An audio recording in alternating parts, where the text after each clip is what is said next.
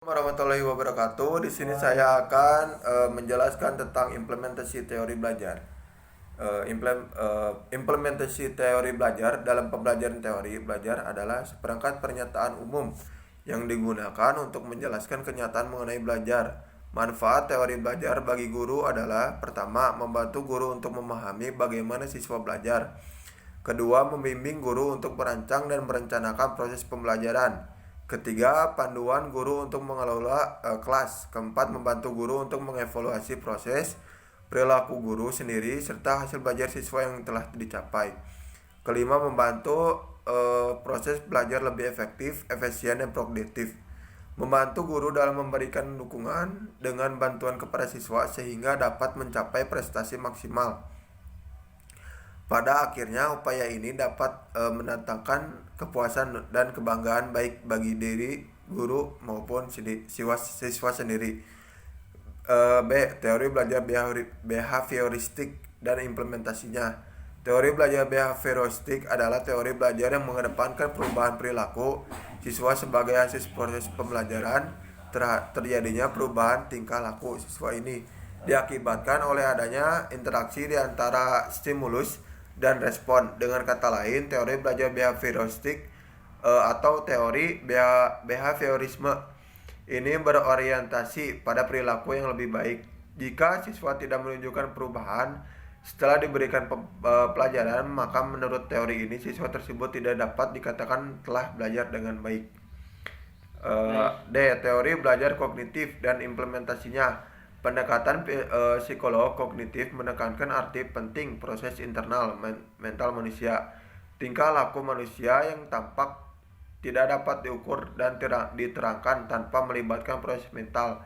Semua bentuk perilaku termasuk belajar selalu didasarkan pada kognisi, yaitu tindakan mengenal atau memikirkan situasi di mana tingkah laku itu terjadi. Setiap orang telah mempunyai pengalaman dan pengetahuan di dalam dirinya. Pengalaman dan pengetahuan ini tertera dalam bentuk struktur kognitif. Menurut teori ini, proses belajar akan belajar dengan baik bila materi belajar yang baru beradaptasi secara tepat dan serasi dengan struktur kognitif yang telah dimiliki siswa.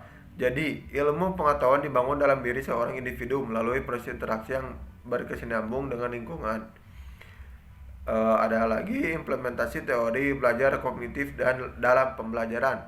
Misi dari pemerolehan pengetahuan melalui strategi pembelajaran kognitif adalah kemampuan memperoleh, menganalisis, dan mengolah informasi dengan cermat serta kemampuan pemecahan masalah.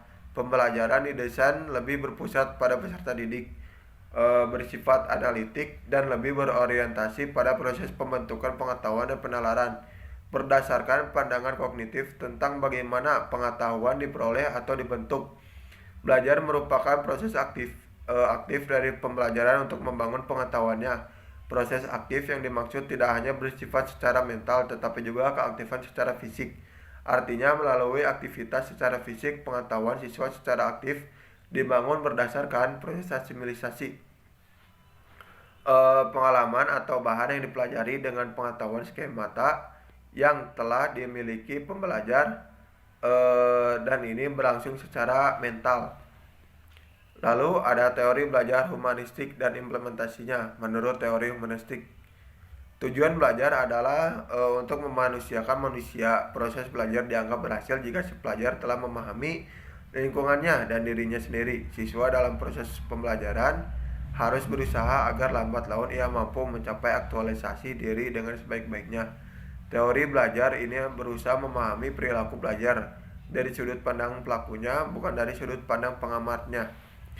Yang terakhir, implementasi teori belajar humanistik dalam pembelajaran. Aplikasi teori humanistik lebih menunjukkan pada ruh atau spirit selama proses pembelajaran yang mewarnai metode-metode yang diterapkan. Peran guru dalam pembelajaran humanistik adalah menjadi fasilitator bagi para siswa, sedangkan guru memberikan motivasi kesadaran mengenai makna belajar dalam kehidupan siswa.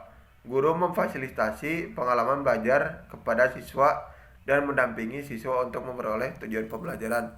Sekian dari saya. Assalamualaikum warahmatullahi wabarakatuh.